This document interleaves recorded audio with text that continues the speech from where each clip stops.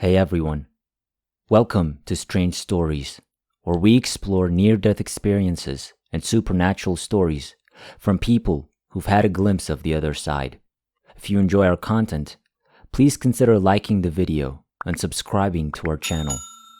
Without further ado, let's get to the story of the day. I was less than a year old when I had this experience in 1965. I was sitting on the floor in front of the couch in the living room. My parents were somewhere in the house, but I didn't know where. I was by myself. I chose to crawl around. I crawled over and around the couch to the left side, and when I got to the back left corner, I noticed there was plenty of space for me to crawl between the back of the couch and the wall. I crept behind the couch's center. The material beneath the couch had been ripped open at the seam. The gap was large enough for me to crawl through. Cool. A secret place where I can hang out and my parents will never know, I remember thinking. I began crawling in until I realized it was quite crowded due to the insulation or something above me. I rolled onto my stomach, grabbed the material beneath my hands, and drew myself in even more. I did this several times until I was well inside the right side of the couch. Then I noticed a major issue. I was running out of oxygen and breathing was becoming increasingly difficult. I need to get out of here so I can get some fresh air, I reasoned. Because it was so small, I couldn't figure out how to back up and turn around. I struggled and struggled until it became clear that I was going nowhere. I needed more oxygen because of the struggle. Soon, there was almost no oxygen, leaving me too weak to fight. I gave up and started suffocating. I'm not sure if there are words to describe the agony of suffocation. It was horrible until I suddenly felt acceptance.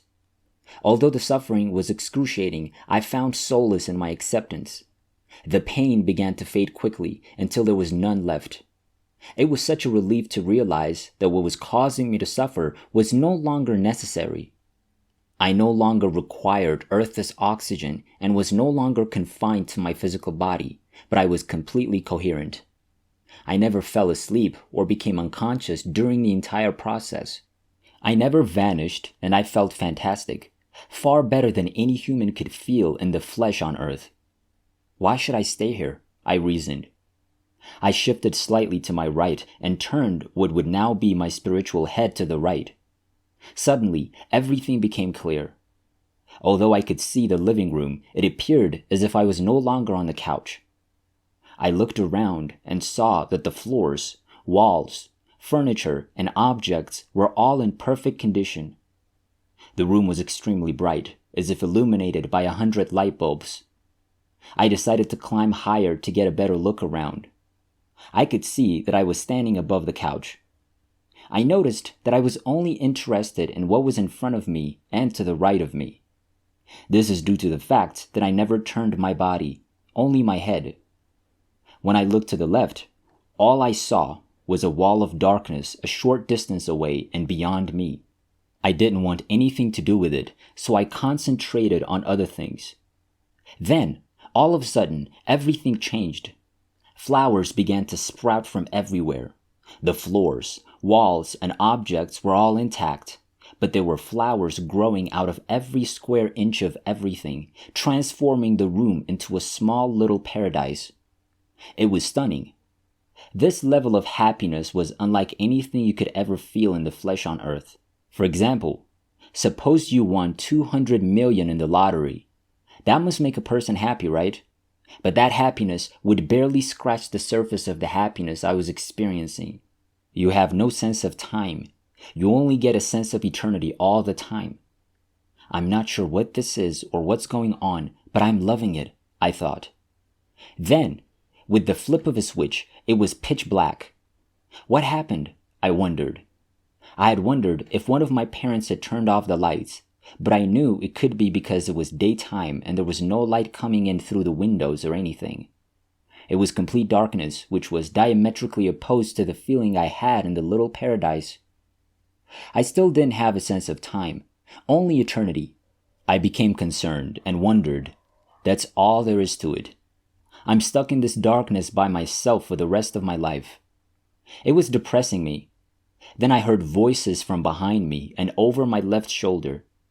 At first, I was relieved because I realized I wasn't alone after all. Then I realized the voices were coming from people or other suffering beings, and they weren't just in pain. They sounded both evil and sinister. It's difficult to describe the sounds, but I was becoming increasingly terrified. I just wanted to get away. I had no sense of direction because there was only one destination. I reasoned that if I returned to my other body and stayed with it, I could return to where I came from and escape this horrible place. That's exactly what I did. I'm not sure how I did it, but I was able to sense the location of my physical body and maintain it in an upright position. I thought this was the best I could do to get away from the horror, but the voices became louder and closer. They could still be heard over my left shoulder. They got closer and closer until they encircled me. My plan wasn't working, and there was no way out. The only thing that came to mind was to seek assistance. I had the impression that someone could hear and assist me, but I didn't want to yell for assistance because I didn't want these evil things to hear me. I closed my eyes and said softly, "Someone, please help me," in hushed tones. The voices around me abruptly stopped, and I opened my eyes, thinking, "Oh no, they heard me." And did they leave, or are they just going silent? I was still terrified because I didn't know which. Then, out of nowhere, a light shone from behind me. I was too scared to move or turn to see what was going on. The light became brighter until I felt a hand touch my left shoulder. I was surprised at first because I assumed it was one of those evil beings after all.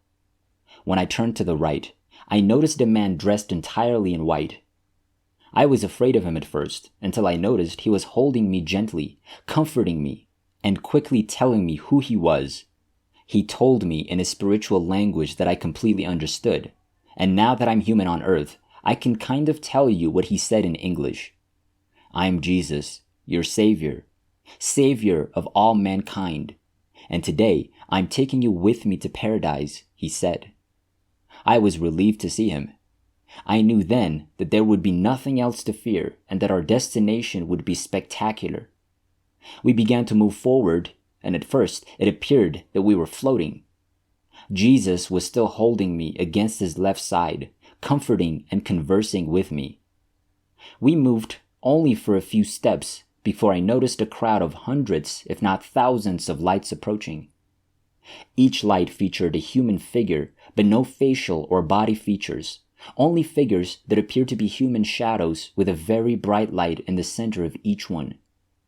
Except for Jesus and the people, everything was pitch black. Jesus and the people had their differences. The people were dark shadows with lights and no distinguishing features. Jesus was completely transparent, but you could see his features. His face and long hair resembled those seen in photographs taken on Earth. To put it another way, when you leave this world and meet Jesus, you'll see him as he's remembered on Earth.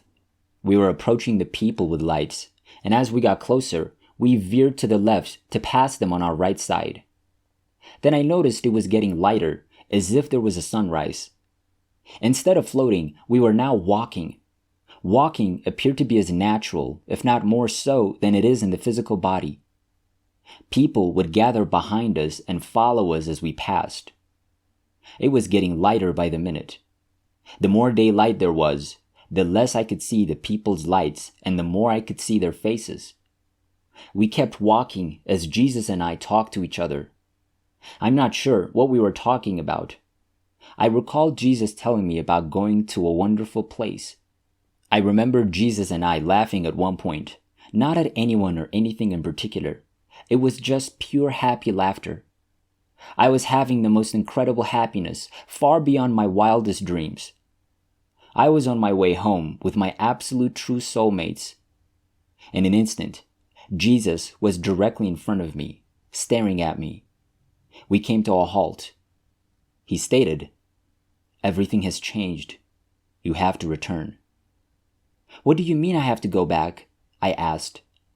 "You must return to your other body and live in the world," Jesus said. I confronted him by saying, "No way. I'm not returning. I'd like to proceed. I'd like to go to heaven. No way am I going back there. I began pleading with tears. Please, don't make me go back there. Please, Jesus said loudly, stopping me. Then Jesus began to explain why I had to return. I don't recall much of what he said. However, I recall him telling me that my mother and father would miss me. They needed me and would be devastated if I left. I also recall him telling me that I needed to make a life for myself on this planet. He explained a lot of other things that I couldn't remember, but I realized I needed to go back. I was floating backward while he was floating forward, facing me.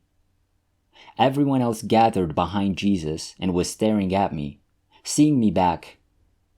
Is there anything else you'd like to ask before you go? Jesus asked as we returned to where I would go to the other world. Will I get to go to heaven the next time I come back? Was the only question that came to mind. He replied, No. Why not? I worriedly inquired. I'll show you, he said. I'm not sure how he did it, but he was able to flash my life in front of my eyes. I was able to see my entire life, or at least a large portion of it that I had not yet lived. If you asked me what I saw, I'd say I'm not sure. I knew what I was seeing at the time, but I don't remember being in the flesh. I only remember him showing me that my life had not yet begun. I could use it to my advantage and try to change my history, but I wouldn't be living my life fully. While I was watching, Jesus pointed out things and explained why I couldn't go to heaven the next time, but he also made me realize that I would be in a happy place. In other words, I didn't have to worry about going to hell, and I was perfectly content with returning to earth. The next thing I know, I'm suffocating in my physical body. A hand grabbed my left ankle and yanked me off of the couch. I was jolted to my feet. It was my father. He hugged me and expressed gratitude to God.